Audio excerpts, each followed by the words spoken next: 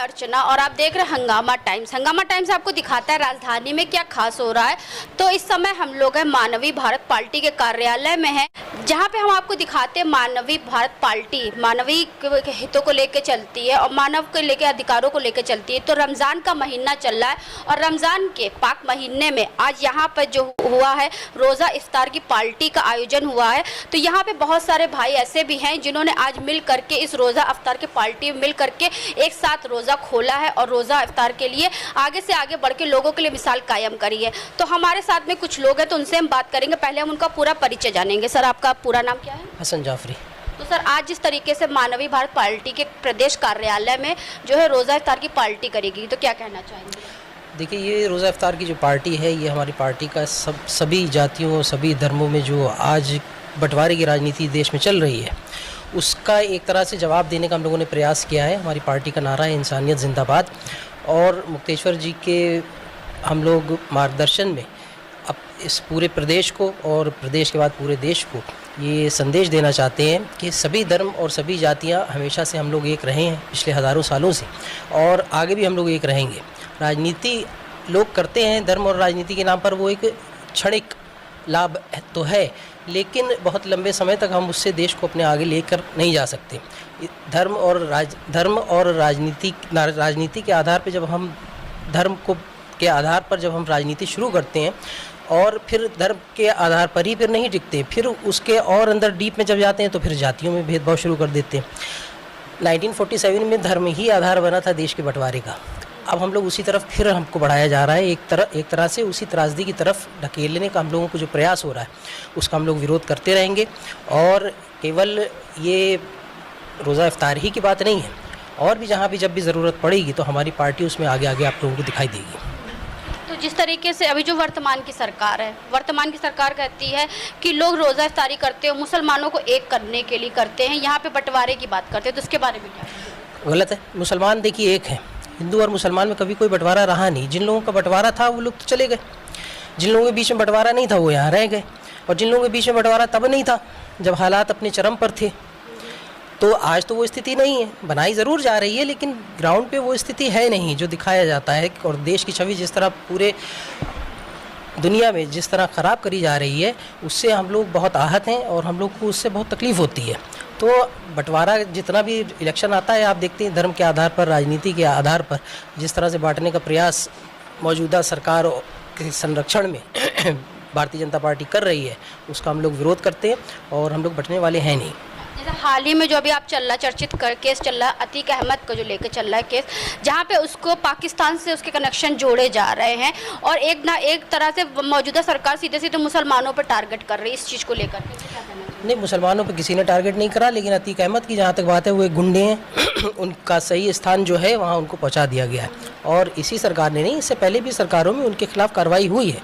ऐसी कोई बात नहीं है कि यही सरकार केवल धर्म के आधार पर, क्योंकि अतीक अहमद जो है एक विशेष वर्ग से आते हैं तो पूरा का पूरा वर्ग उनके साथ जुड़ा हुआ है। हमारा अतीक अहमद के साथ हम लोगों का या देश के मुसलमानों का कोई संबंध नहीं है।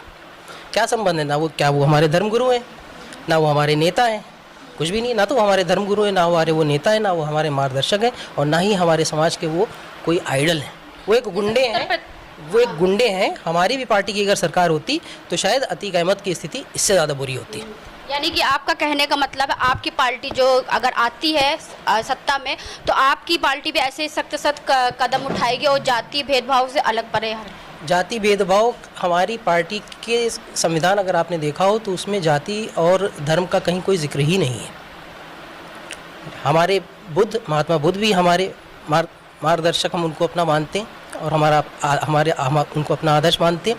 हम नेहरू को भी अपना आदर्श मानते हैं और महात्मा गांधी को भी अपना आदर्श मानते हैं। जाति और धर्म हमारी पार्टी से जाति और धर्म का कोई संबंध दूर दूर कर है ही नहीं। तो सर, आज आप क्या कहना चाहेंगे? आपके पार्टी कार्यालय में आज रोज़ा इफ्तार की पार्टी करी थी। आज हम यही कहना चाहेंगे कि आप हमारी पार्टी की तरफ से कोई राजनीतिक संदेश मत दीजिएगा, प्यार का संदेश दीजिएगा, सद्भाव का दीजिएगा, भाईचारे का दीजिएगा। और ये भाईचारा ईद में ही नहीं, रोज़ा इफ्तार पार्टी में ही नहीं, होली में भी हम मनाते रहे हैं, दिवाली में भी मनाते रहेंगे, और इवन क्रिसमस भी मनाया जाता रहा है, गुड फ्राइडे भी मनाया जाता रहा है। बुद्ध जयंती, महावीर जयंती भी मनाई जाती रही है। तो आज ईद का मौका है, केवल सौहार्द का, केवल प्रेम का, और ये प्रेम का पैगाम इस्लाम ने त्याग का पैगाम, प्रेम का पैगाम जो दिया है, उसके लिए हम सब मिलकर, हिंदू मुसलमान या हमारी पार्टी में जो भी है, जात धर्म बिना देखे सबको शामिल करके हम मना रहे हैं।